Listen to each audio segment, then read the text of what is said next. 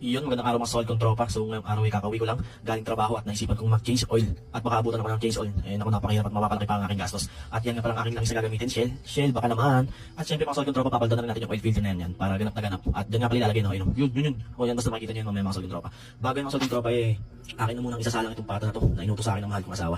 Ilaga ko daw at kanyang lulutuin para ulam namin ngayong hapunan. Yan, ilalaga ko nga pala yung mga solid kong tropa dyan sa apoy na yan, sa kahoy.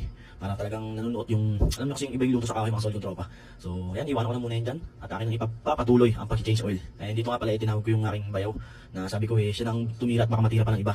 Yan, at sabi ko sa kanya, bibidyoan ko siya para, alam niyo yun, may vlog tayo kahit pa paano ba.